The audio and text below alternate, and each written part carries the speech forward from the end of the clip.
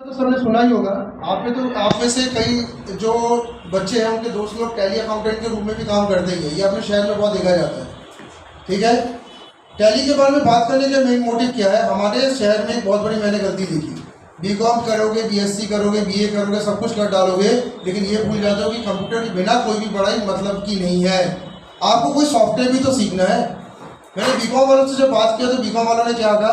BCom वालों ने कहा सर हमने क्योंकि 3 साल पढ़ाई की है तो हमें कोई सॉफ्टवेयर की ज़रूरत नहीं है। अब इस ज़माने में आप अगर बिना सॉफ्टवेयर के अगर जीना का सोच रहे हैं तो बिना सॉफ्टवेयर का जीना ठीक वैसे होता है जैसे बिना ऑक्सीजन के जीना। तो अगर आप अकाउंटिंग में कैरियर बनाना चाहते हो तो टैली से आपको दोस्ती करनी होगी, बिजी से करना होगा, मार्केट से करना होगा। और आपके शहर में ध्यान रखिएगा क्योंकि बिजनेस ग्रो कर रहा है। हमारे शहर में सबसे ज़्यादा किससे लोग कमा रहे हैं? अगर इसका एक आप लोग आंकड़ा जुटाए, डेटा एनालिसिस करें तो आप देख पाएंगे बिजनेस में सबसे ज़्यादा है। आप कहेंगे सर सरकारी नौकर ज़्यादा है, बोलेंगे नहीं, सरकारी नौकरी से ज़्यादा लोग बिजनेस में। हम मोहल्ले में आपको 10 से 12 बिजनेसमैन दिखते हैं। पूरे मोहल्ले ले लो, आप कितने बिजनेसमैन होंगे? लाखों करोड़ होंगे। इतने सारे बिजनेसमैन अकाउंटिंग करते होंगे, अकाउंटिंग के साथ टैक्स फाइल करते होंगे। टैक्स फाइल नहीं कर रहा कोई भी, सब टैक्स फाइल कर रहे हैं, अकाउंटिंग कोई नहीं कर रहा। क्या कोई भी अपना जीएसटी फाइल नहीं करता? सब करते हैं। और बिजनेसमैन ध्यान रखिएगा, इतना जो पैसा का लेना देना तो चलता है, इसके लिए जो अकाउंटिंग करता है उसके लिए उसके पास क्या है? पहले रजिस्टर्स में काम होता था, आजकल टैली में काम होता है। और टैली में ध्यान रखिएगा, आप लोग जो अकाउंटिंग करते हैं उस अकाउंटिंग को ऑथेंटिक माना जाता है क्योंकि इसमें आप गलती नहीं कर सकते। इसमें बहुत सारी सिक्योरिटी रहती है। कागजों में करने वाले को ऑथेंटिक आजकल नहीं माना जाता। गवर्नमेंट ऑफ इंडिया ने भी ये रूल्स निकाल दिए हैं। तो अब टैली सीखना जरूरी क्यों हो गया?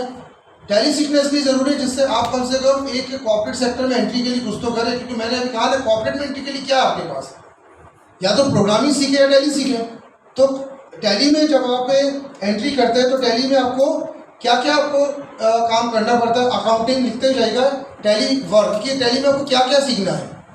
अकाउंटिंग सबसे पहली बात तो है कि अकाउंटिंग के लिए टैली को जाना ही जाता है, अकाउंटिंग सॉफ्टवेयर ही है कोई। दूसरा बिलिंग, सभी प्रकार के बिलिंग के लिए टैली का यूज हो रहा है। तीसरा पेरोल यानी जो एम्प्लॉयज़ का पेरोल आप बनाते हैं, इनके लिए आपको टैली का यूज़ करना है। और चौथा टैक्सेशन, पेरोल, और चौथा लिखिए टैक्सेशन के लिए आपको क्या करना है? टैली का यूज़ करना है।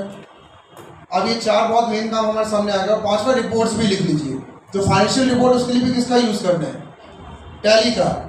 अब ये सारे काम अगर आप सीख ले तो आपकी सैलरी भी कितनी होनी चाहिए? बहुत ज़्यादा होनी चाहिए। लेकिन आप एक डिग्री करके अगर आप बैठे तो कितना आप कर पा रहे हैं? मेरा डिग्री से कुछ होना नहीं है। टैली करने के बाद आपको कौन सी जॉब मिलती है ये मैं आपको बताना, बड़ी लंबी लिस्ट है इसकी। पहला लिखिएगा अकाउंट एग्जीक्यूटिव।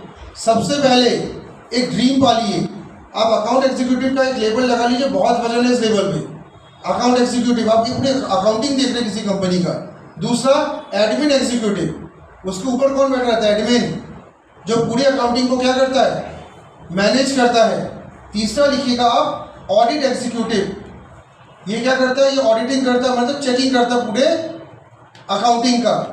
चौथा लिखिएगा अकाउंट्स मैनेजर। ये पूरी अकाउंटिंग को क्या करता है? अकाउंटिंग के पूरे वर्क को मैनेज करता है। 5वां लिखिएगा फाइनेंशियल एनालिस्ट। इसका काम क्या होता है? ये कंपनीज को एनालाइज करता है कि भाई कैसा काम करना चाहिए, प्लानिंग्स बताता है मैनेजर्स को, ओनर्स को। 6वां होता है सीनियर अकाउंटेंट।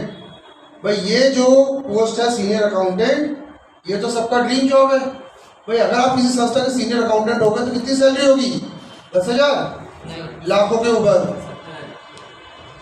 के ऊपर जाता है। Depend on your company. आप सीनियर अकाउंटेंट बनने का सोचे तो आप थोड़ा सा बड़ा सोचेंगे तो क्यों नहीं बन सकते। और सीनियर अकाउंटेंट में हमारे जगह जैसे कोई इंसान ही होते हैं, तो अलग से तो नहीं आते कि कोई दूसरे ग्रह से आ रहे। We can make it. Tally के लिए करना क्या होता है?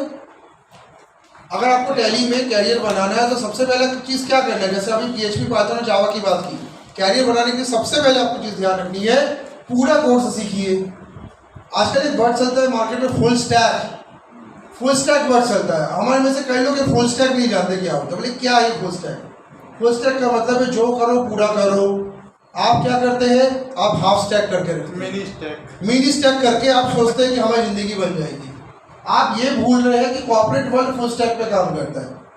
फुल स्टैक के लिए आपको हमेशा ट्रेनिंग करनी पड़ती है। मैं आपको ये पहले क्लियर बता दे रहा हूँ। फुल स्टैक कभी भी आप किसी ट्रेनिंग इंस्टीट्यूट के बिना और एक अच्छे ट्रेनर के बिना नहीं कर सकते। तो PHP, पाइथन, जावा, टैली, जो भी लैंग्वेजेस है सब फुल स्टैक करो भाई, आधा आधा ना करें।